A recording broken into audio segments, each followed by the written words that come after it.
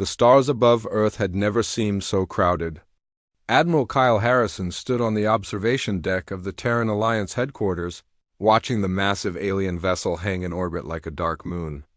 It had arrived 3 days ago without warning, simply appearing in the space above Earth as if it had always been there. The ship was enormous, easily 10 times larger than humanity's biggest space station. Its surface was smooth and black, reflecting no light, and it made no sound even as it moved through the void. Kyle was a tall man with gray hair and tired eyes. He had spent 30 years in Earth's space forces, working his way up from a pilot to the head of all human military operations. He had seen humanity spread across the solar system, building homes on Mars and Europa, mining asteroids for resources, and reaching always further into the dark. But he had never seen anything like this ship. Next to him stood Director Megan Torres, the leader of Earth's unified government. She was younger than Kyle, with sharp eyes and a quick mind. She had been chosen to lead humanity because she could make hard choices when they were needed. Right now, she was making one of those choices. "They want to meet in person," she said quietly. "Tomorrow." "In Geneva," Kyle nodded. "Do we know what they want?" "They say they come in peace. They say they want to welcome us into the galactic community." Megan's voice was flat, without emotion. "They've been watching us for a long time." "That's not comforting," Kyle said. The next day, the alien delegation arrived at the meeting hall in Geneva. The building had been cleared of everyone except essential personnel. Security was tight, with soldiers stationed at every entrance. Though everyone knew that if the aliens wanted to cause trouble, human weapons would probably be useless against their technology. The aliens called themselves the Galactic Council. Their leader was named Velther, and he belonged to a species called the Corians. He was tall and thin, with blue skin and 4 arms. His eyes were large and black, and when he spoke, his voice came from a device around his neck that translated his words into perfect English. "Greetings, people of Earth," Velther said as he entered the hall. Behind him came a dozen other aliens, each one different from the last. There were creatures with scales, creatures with fur, creatures that seemed to be made of living crystal.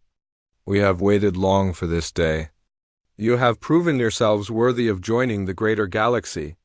Megan Torres stood to greet them. With her were Kyle Harrison and several others. Commander Jake Sullivan, Kyle's second in command, stood at attention near the door. He was a young officer with a reputation for thinking fast in dangerous situations. Dr. Lisa Bennett, Earth's chief science officer, sat at the table with a tablet in front of her, ready to record everything. Ryan Cooper, head of Earth's intelligence division, stood in the shadows. Watching everything with careful eyes, the meeting began formally. Velther explained that the Galactic Council was made up of 47 different alien species. They had been working together for thousands of years, keeping peace in the galaxy and helping new species like humanity find their place among the stars. He spoke of trade, of knowledge, of protection from dangerous species that roamed the dark spaces between worlds. It all sounded wonderful. "Too wonderful. What do you want from us?" Megan asked when Velther paused. The alien's face was hard to read, but something in his posture changed. "Every species that joins the Council must contribute to the common good. We ask only what is fair." He activated a device, and a holographic document appeared in the air above the table. It was written in English, clearly prepared beforehand. Megan began to read, and with each line her expression grew darker. The document was called a Protectorate Agreement. It laid out the terms of Earth's membership in the Galactic Council. Humanity would gain access to certain technologies, carefully chosen by the Council. They would be allowed to trade with other species, but only through approved channels. They would receive protection from the Council's military forces. In exchange, Earth had to agree to several conditions.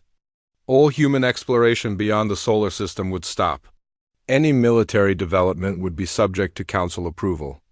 30% of Earth's resources, including metals, water, and food, would be sent to the Council as tribute. And most importantly, a Council governor would be stationed on Earth to oversee human affairs and make sure all rules were followed. This is not membership, Megan said slowly. This is surrender. Velthar's translator made a sound that might have been a laugh. It is standard procedure. All new species begin as protectorates. In time, perhaps in a few generations, you will earn full membership. A few generations, Kyle repeated. How long is that exactly? It varies. Some species reach full membership in only 200 or 300 years. The room fell silent. Ryan Cooper stepped forward from the shadows. He was a quiet man who rarely spoke in meetings, but when he did, people listened. Ambassador Velthar, how many species have accepted this protectorate status? All of them, Velthar said with what seemed like pride. Every species that has been offered membership has accepted. And how many have reached full membership? There was a pause. That information is not relevant to this discussion. Ryan smiled, but it was not a friendly smile. I think it is very relevant. Megan Torres stood up. We need time to review this proposal. This is not a decision we can make quickly. Velthar rose as well. Of course. We understand. We will give you one of your Earth weeks to consider. But please understand, Director Torres, this offer will not be made twice. If you refuse, humanity will remain isolated. You will not be allowed to expand beyond your solar system. You will not have access to council trade or protection. And there are dangerous things in the galaxy. Things that would very much like to know about a species as young and vulnerable as yours. It was a threat dressed up as concern. Everyone in the room heard it clearly. After the aliens left, Megan called an emergency meeting of Earth's leadership. In addition to Kyle, Jake, Lisa, and Ryan, several others joined them. Captain Emma Hayes arrived from her ship, the Frontier, which had been exploring the outer edges of the solar system. She was a skilled explorer and one of humanity's best ship captains. Commander Ben Carter came from Mars, where he oversaw the defense of humanity's largest off-world colony. Lieutenant Amy Rogers, who managed Earth's satellite defense network, joined by video link. Captain Nick Bryant, who led a squadron of fast attack ships, sat near Kyle. Let's hear it, Megan said. What do we know? Ryan Cooper dimmed the lights and brought up a screen. We've been monitoring alien communications for 10 years, ever since we first detected their signals. We've learned their languages, studied their culture, and hacked into some of their databases. What I'm about to show you is classified at the highest level. On the screen appeared documents, images, and data files, all marked with alien symbols. The Galactic Council is not what it claims to be. It's not a partnership of equals. It's an empire run by a few powerful species, mainly the Quarians. Every species that accepts protectorate status loses its independence. They're given just enough technology to be useful, but never enough to be a threat. Their resources are drained away to support the Council's elite. And their military forces are kept weak, dependent on the Council for protection. Lisa Bennett pulled up another file.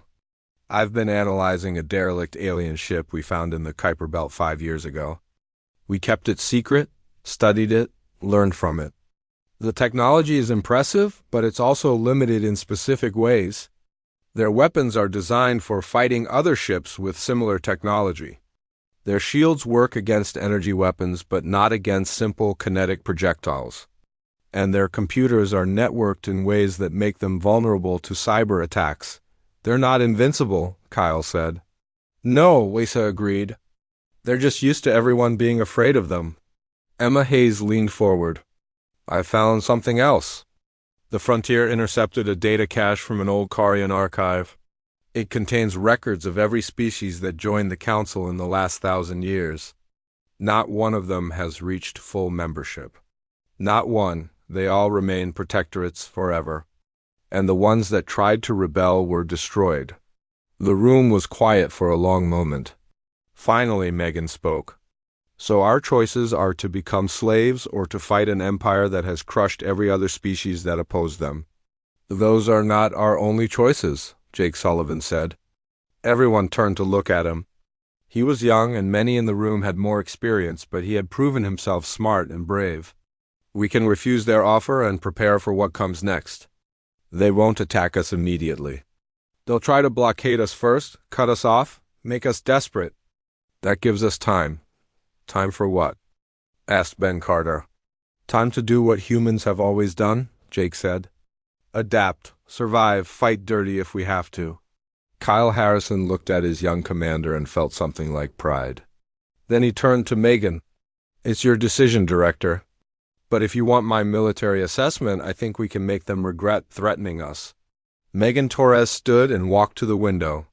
Outside, she could see the lights of Geneva, the city that had once hosted peace talks between human nations. Now it would be the place where humanity chose its future among the stars. Get me everything we have on their fleet strength, their technology, their weaknesses, she said. The Council's response came exactly 30 days after humanity's rejection. 12 warships appeared at the edge of the solar system, arranged in a perfect formation near Neptune's orbit. They were sleek vessels, smaller than the diplomatic ship, but clearly built for war. Their weapons were visible even from a distance, strange devices that hummed with barely contained energy. Admiral Kyle Harrison watched them on the main display in Earth's military command center. Next to him, Commander Jake Sullivan studied the readings their long-range sensors were collecting. Lieutenant Amy Rogers worked at her station, coordinating data from the network of satellites and monitoring posts humanity had scattered throughout the solar system. They're just sitting there, Jake said. Making a statement. A blockade, Kyle agreed. They want us to know we're trapped. Megan Torres entered the command center looking tired. She had spent the last month in endless meetings, preparing Earth's government and military for what was coming. Any communication from them? Just one message, repeated on all frequencies, Amy replied. She played it back. The voice was Velther-esque, cold and formal. People of Earth, this is Ambassador Velther of the Galactic Council. You have refused our offer of membership. This blockade will remain in place until you reconsider. Any ship attempting to leave the solar system will be intercepted and destroyed. This is your final warning. Megan closed her eyes briefly. How long before they realize we're not going to beg? Not long, Ryan Cooper said, walking into the center with a tablet. I've been monitoring their communications. They're bored already. They expected us to panic, to flood their channels with pleas for mercy. Instead, we've gone quiet. It's making them nervous. Kyle turned to Lisa Bennett, who had just arrived from her lab. How is the project coming? Lisa smiled. It was the smile of someone who had solved a very difficult puzzle. Better than expected. We finished reverse engineering the propulsion system from the derelict ship. Our new engines are faster and more efficient than the old ones. We've also completed work on the railguns. Railguns? Megan asked. Kinetic weapons, Lisa explained. Simple physics. We accelerate a solid projectile to extremely high speeds and shoot it at the target. The derelict ship's database showed us that Council ships use energy shields designed to stop lasers and plasma weapons. But shields like that don't work well against solid objects moving at relativistic speeds. It's like trying to stop a bullet with a flashlight. Jake looked interested. How many do we have? Every major facility in the solar system now has railgun platforms. Mars has them. Europa has them. Even some of our larger ships have been equipped. And we've hidden dozens of automated platforms throughout the solar system. The Council doesn't know they're there. What about our ships? Kyle asked. Captain Emma Hayes is overseeing the upgrades on the frontier, Lisa said. We're installing the new systems on 30 combat vessels. They won't be as powerful as Council ships in a straight fight, but they'll be faster and harder to track. Kyle nodded slowly. So we wait for them to make the first move. We don't have to wait long, Ryan said, looking at his tablet. Our intelligence indicates the Council is sending inspection ships to Europa. They want to check our colonies, make sure we're not building weapons. They'll arrive in 2 days. Europa is Commander Ben Carter's responsibility, Megan said. What's his assessment? Jake pulled up a communication log. Ben says his people are ready.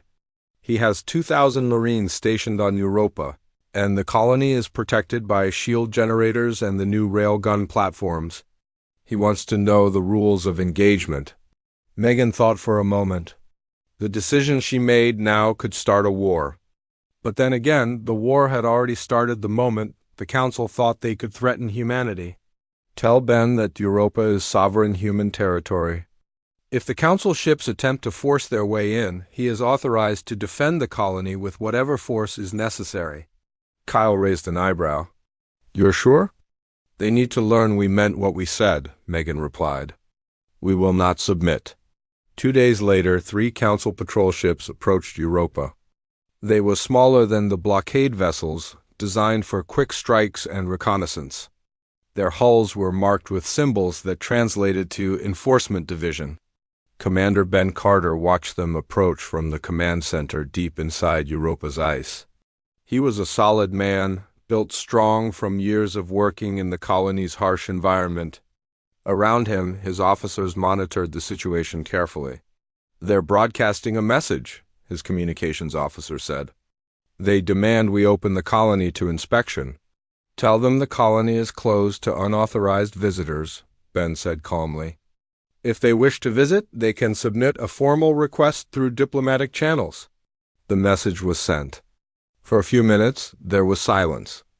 Then the Council ships changed course, moving directly toward the colony's main entrance. They're not stopping, the tactical officer said. Lock all entrances, Ben ordered. Raise shields. And activate the railguns. The colony's shield came online, a shimmering energy field that covered the main facilities. It was not as strong as the shields on the Council ships, but it would stop anything short of a direct assault. The railgun platforms, hidden in the ice around the colony, powered up silently. The lead Council ship stopped 100 meters from the entrance. A beam of bright light shot out, striking the shield. It was a warning shot meant to show power. Ben Carter did not blink. Fire Platform 1? High above the colony, hidden in a crater, a railgun platform activated. There was no sound in the vacuum of space, no flash of light. A small projectile, no bigger than a man's fist, accelerated to 30% the speed of light in less than a second. It hit the lead Council ship's shield and went straight through as if the shield was not there. The projectile punched through the ship's hull, through its interior, and out the other side, leaving a perfectly round hole. Atmosphere vented into space. The ship's lights flickered. The other 2 Council ships immediately backed away, their weapons charging. Ben watched them carefully. Fire platforms 2 and 3. Disable them, don't destroy them. Not yet. 2 more projectiles flashed across the distance. One hit the second ship's engine array, crippling it. The other struck the third ship's weapon systems, rendering it harmless. Both ships began to drift, their crews scrambling to control the damage. Ben opened a communication channel. Council ships, this is Commander Ben Carter of the Terran Alliance. You attempted to force entry into sovereign human territory. This is your only warning. Leave our space immediately, or the next shots will go through your crew compartments. There was a long silence. Then, slowly, the 3 Council ships began to retreat. The lead ship was barely functional, leaking air and tumbling slightly. The other 2 moved carefully, using maneuvering thrusters to pull their damaged companion away. Ben turned to his communications officer. Send the full recording to Earth and to the Council's blockade fleet, and broadcast it on all frequencies across the solar system. Within an hour, every human in the solar system had seen the footage. Within a day, the recording had spread throughout the galaxy through the Council's own communication networks. The footage was simple and brutal. 3 Council enforcement ships had approached a human colony with threats. They had fired a warning shot, and humanity had crippled all 3 ships in less than 10 seconds. In the Council's Grand Chamber, thousands of light years from Earth, Ambassador Velther stood before the assembled representatives of 47 species. The room was enormous, with each species having their own section. At the center sat the High Council, the 5 most powerful species in the galaxy. This is unacceptable, Velther said, his forearms gesturing emphatically. The humans have attacked Council ships. They have violated every standard of civilized behavior. They must be punished. One of the High Council members, a massive creature covered in thick armor plates, spoke in a deep voice. "You said they were primitive. You said they would submit easily." "They are primitive," Valther insisted, "but they are also reckless. They do not understand the consequences of their actions." Another council member, a being that looked like living crystal, chimed with a musical voice. "Perhaps they understand better than we thought. The humans studied our ships. They found our weakness and exploited it. That is not the action of primitives. They must be made an example of," Valther said. "If we allow this defiance to stand, other species will be encouraged to rebel. The Council's authority will crumble." The armored council member nodded slowly. "Very well. Send the war fleet. But this time, send enough ships to crush them completely. Send 50 vessels under War Admiral Drexenor. Let the humans see what happens to those who defy the Council." Back in the solar system, humanity prepared for the coming storm. Captain Emma Hayes finished the upgrades on the frontier and took command of the newly formed First Strike Fleet. It consisted of 30 ships, a mix of fast attack vessels and modified cargo haulers now armed with railguns and missiles. Captain Nick Bryant led the fighter squadrons, small craft that could move quickly and strike from unexpected angles. His pilots trained constantly, practicing hit-and-run tactics that the Council would not expect. Alex Chun, the chief engineer, worked with Lisa Bennett to install the new technology as quickly as possible. The Council's war fleet moved through space like a wave of darkness. 50 massive warships, each one bristling with weapons that could shatter planets. War Admiral Drexenor stood on the bridge of his flagship, the Absolute Authority, watching the displays with satisfaction. His sensors showed no significant human presence between his fleet and Earth. The humans were hiding, probably cowering near their homeworld. "Pathetic," he muttered. His second officer, a young Carian named Vex, nodded in agreement. "They should have accepted the protectorate status," Vex said. "Now they will be destroyed." Drexenor had fought many battles against primitive species. It always ended the same way. The primitives would see his fleet, panic, and either surrender immediately or make one desperate last stand near their homeworld. Either way, the outcome was certain. The Council always won, but Admiral Kyle Harrison was not a primitive. He sat in the command center on Earth, watching the enemy fleet through a network of sensors spread across the solar system. Around him, his officers worked quietly and efficiently. Jake Sullivan coordinated the scattered human ships. Amy Rogers managed the sensor network. Ryan Cooper monitored enemy communications, looking for any useful information. "They're moving in a straight line toward Earth," Jake said. "Textbook formation. They think we'll be waiting for them here." "Let them think that," Kyle said. "Emma, are you in position?"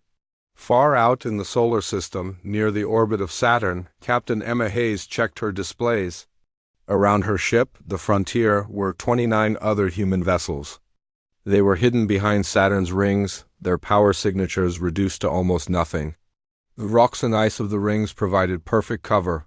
"We're ready," Emma said over the secure channel. "They'll pass within weapons range in 30 minutes. "Nick, what about the fighters?"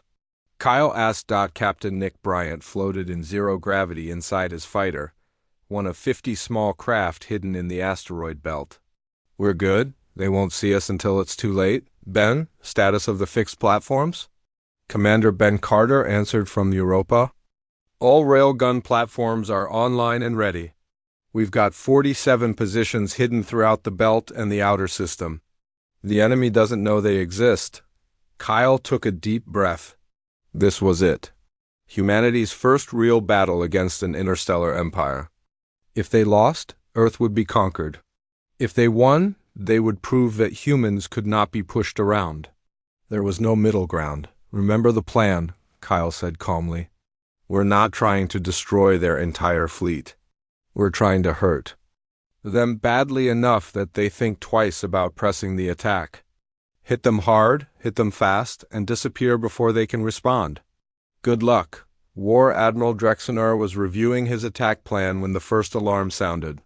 His tactical officer looked confused. "Sir, we're detecting weapons fire." "Behind us."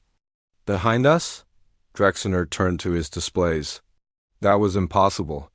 The humans were ahead of them, near Earth. There was nothing behind them except empty space and Saturn's rings. Then Emma Hayes struck. 30 human ships dropped their stealth measures and fired everything they had. Railguns sent solid projectiles screaming through space at terrifying speeds. Missiles with nuclear warheads launched by the hundreds. And on Emma's order, every ship activated a new weapon that Lisa Bennett had developed: electronic warfare. Systems that jammed the Council ship's sensors and communication networks. The effect was devastating. The rear quarter of the Council fleet, 12 ships, were suddenly blind and under attack. Their shields, designed to stop energy weapons, barely slowed the kinetic projectiles. One ship took a direct hit to its reactor and exploded in a brilliant flash. 2 more were crippled, their engines destroyed. The rest turned to face this unexpected threat, breaking formation. "Evasive maneuvers," Drexner shouted. "All ships turn and engage." But before his fleet could organize, the second wave hit. Nick Bryant and his fighters emerged from the asteroid belt like angry hornets.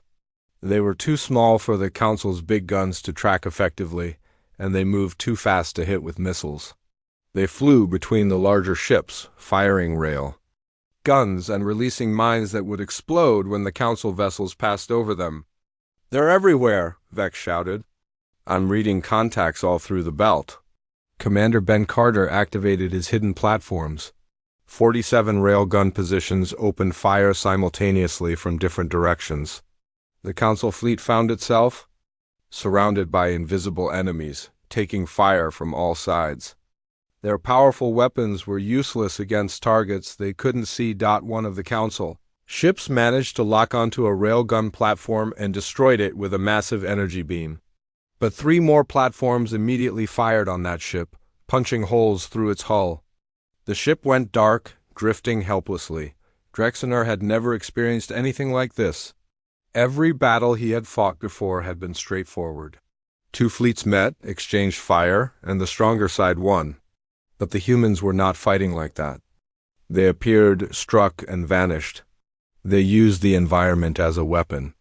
They refused to engage in the kind of battle he knew how to fight. "Damage report," he demanded. The tactical officer's hands shook as he read the numbers. 18 ships destroyed or disabled. 15 ships with moderate to severe damage. The humans are using kinetic weapons our shields can't stop, and our targeting systems can't lock onto their small craft.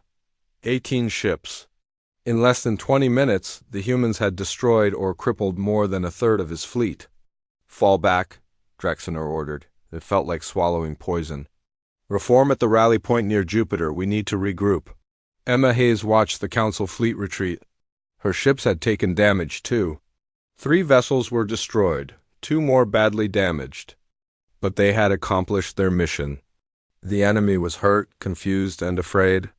"Don't chase them," Kyle ordered over the channel. "Let them go. Nick, pull your fighters back.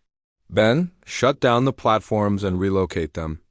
Emma returned to the rally point. In the command center on Earth, Kyle allowed himself a small smile. The enemy had expected an easy victory. Instead, they got a bloody nose, but the battle was not over. Drexner would learn from this. He would adapt. And when he attacked again, he would be more cautious. "How many did we lose?" Megan Torres asked.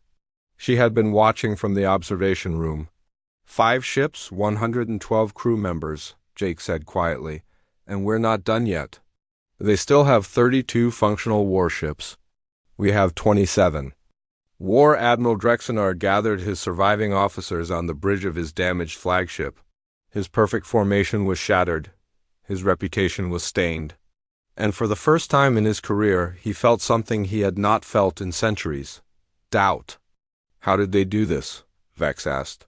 "Our intelligence said they were primitive." "They are primitive," Drexner snapped. "But they are clever. They studied our tactics, our technology, and they found our weaknesses. What do we do now?" another officer asked. Drexner looked at the display showing the small blue planet in the distance. Pride demanded he attack immediately, restore his honor with a crushing victory.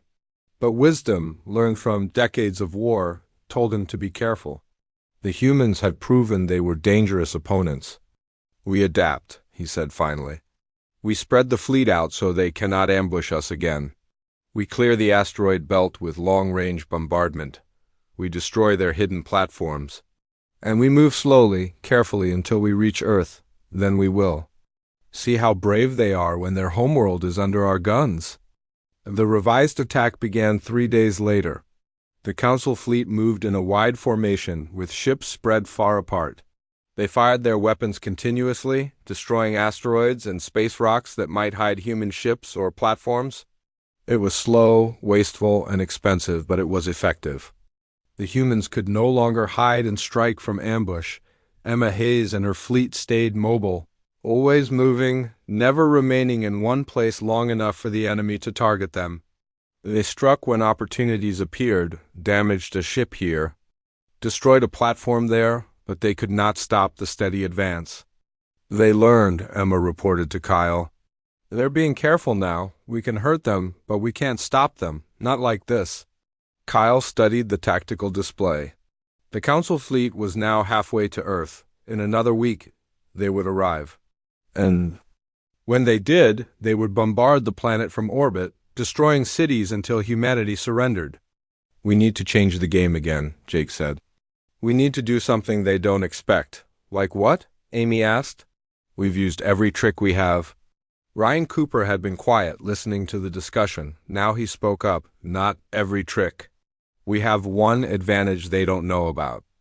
We know their systems better than they think." He pulled up data on his screen. "Remember the derelict ship we found? I've been studying its computer systems for years. All Council ships use the same basic architecture, the same networked computers. And I know how to hack them," Lisa Bennett nodded slowly. "If we could get close enough to their flagship, we could upload a virus directly into their network." "A virus that does what?" Kyle asked. "That's up to you," Ryan said. "We could shut down their weapons, their engines, their life support. Or we could just cause chaos, make them think their own systems are attacking them. We'd need to get a ship within a few hundred meters of their flagship," Emma said. The Galactic Council chamber had never been so chaotic. Representatives from 47 species shouted at each other, their translators creating a noise that hurt the ears. Ambassador Velther stood at the center, trying and failing to restore order. Above them all, the High Council watched in silence. "The humans must be destroyed," shouted a reptilian ambassador. "They have humiliated us." "They have done more than that," said another voice, quieter but somehow carrying through the noise. It belonged to Ambassador Kex of the Zentari, a species that had been part of the Council for 800 years. "They have shown everyone that the Council can be beaten." The room fell silent. Speaking such words in the Council chamber was dangerous. But Kex continued. "For 800 years my people have served the Council. We pay our tribute. We follow your rules. We accepted protectorate status when we were promised it was temporary. But it has never ended. And now we see why? The Council does not want partners. It wants servants." Velther's 4 arms moved in agitation. "This is rebellion talk, Ambassador Kex. I will have you removed from this chamber." "Remove me then," Kex said calmly. "But that will not stop the truth from spreading. The humans defeated a fleet of 50 warships with 30 ships and clever tactics. If they can do this, what stops us? What stops any species from saying enough?" In the observation galleries, representatives from dozens of species listened carefully. Many of them had the same thoughts as Kex but had been too afraid to speak. Now someone had said it aloud. The impossible had become possible. The armored member of the High Council spoke, his voice deep and commanding. "Ambassador Kex, you will be silent. The humans were lucky. They will not be lucky again. The Council will send the ancient fleet, and the humans will be erased. And what about us?" Kex asked. "If you destroy the humans, will you destroy every species that dares to question the Council? How many worlds will you burn to preserve your power?" Before Velther could respond, 3 more ambassadors stood.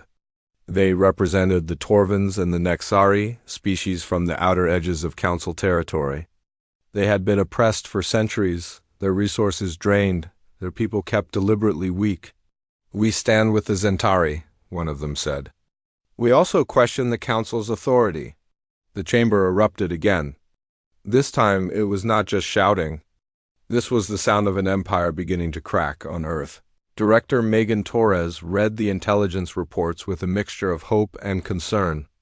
Ryan Cooper's network had intercepted thousands of communications from across the galaxy. The news of humanity's victory was spreading, and it was having exactly the effect she had both hoped for and feared. "3 species have declared independence from the Council," Ryan said, showing her a map of the galaxy. "The Zentari, the Torvins, and the Nexari. They control 12 systems on the outer edges of Council space. Will they survive?"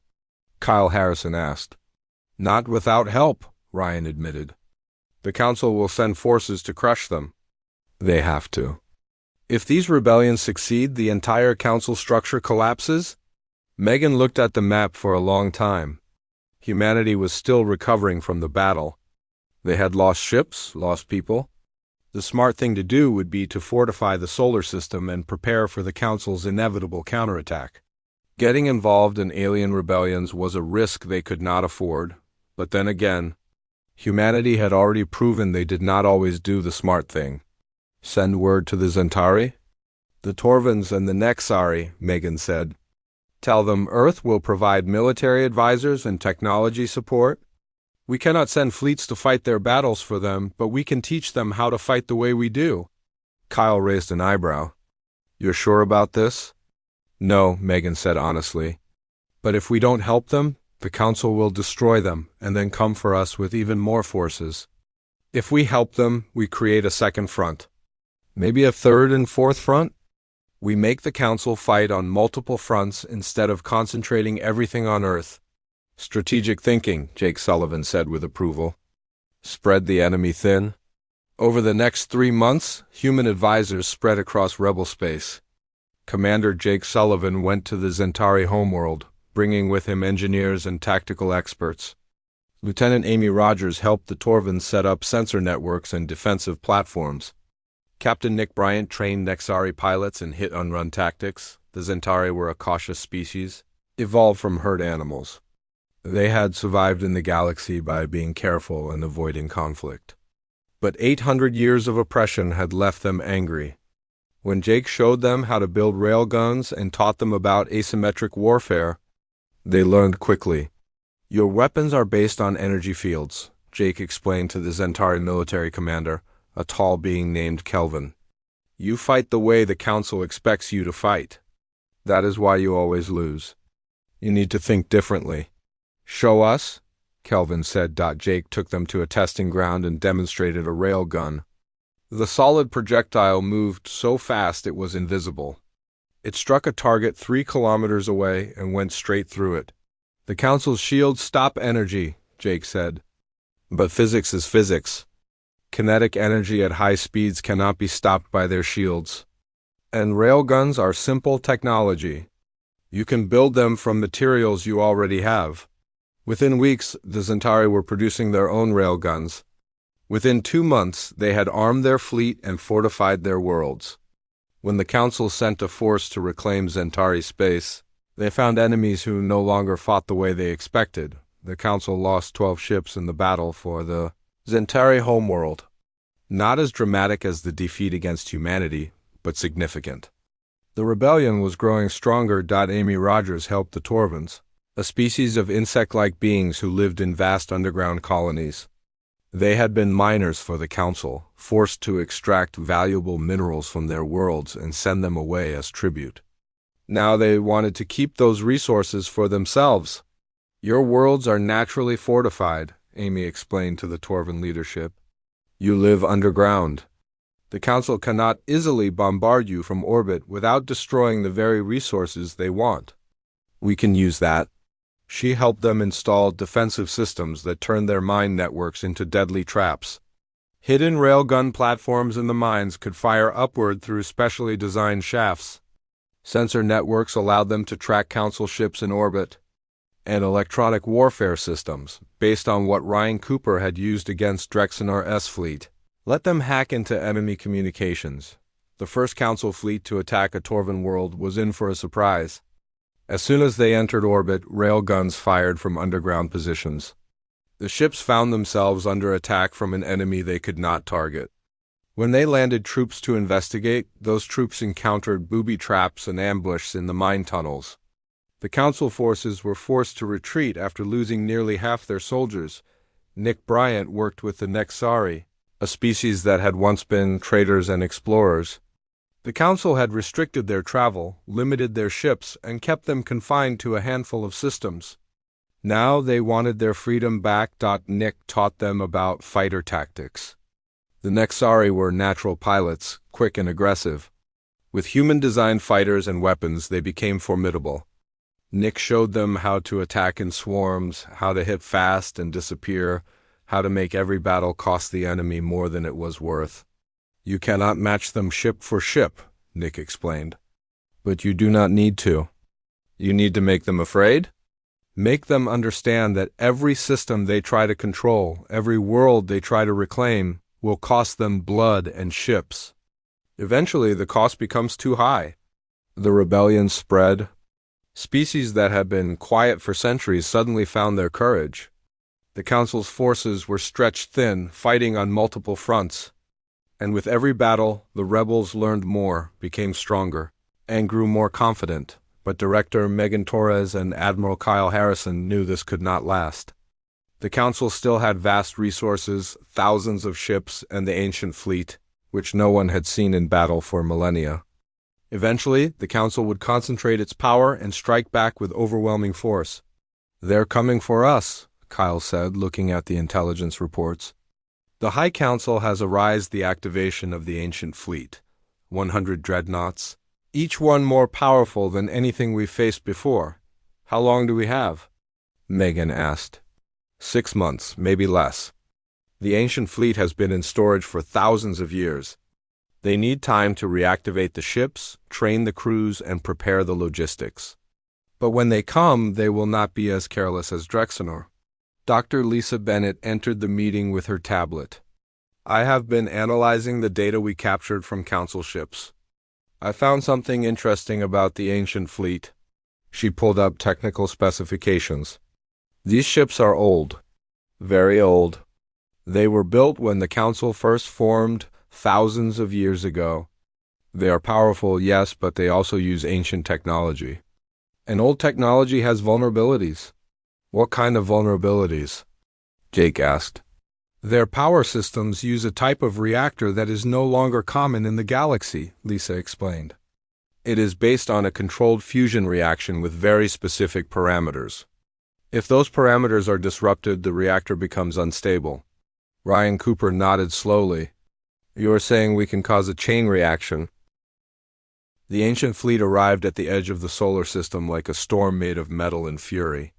100 dreadnoughts, each one larger than anything humanity had ever built, dropped out of faster-than-light travel in perfect formation. Their hulls were dark and ancient, covered in symbols from civilizations that had risen and fallen millennia ago.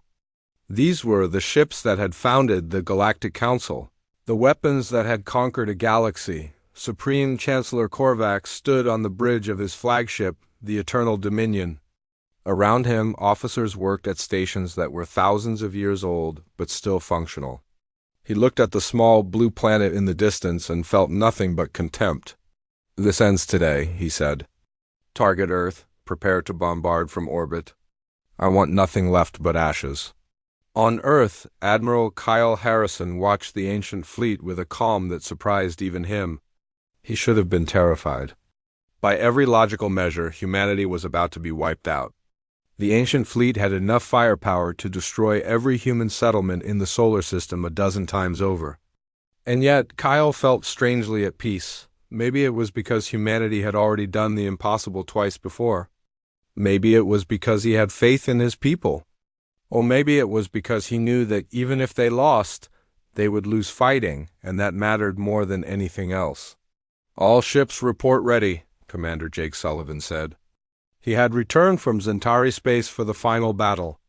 Everyone had come back. Captain Emma Hayes with her fleet, Captain Nick Bryant with his fighters, Commander Ben Carter from Mars, Lieutenant Amy Rogers from her position at the sensor networks, Lieutenant Danny Brooks ready for his mission.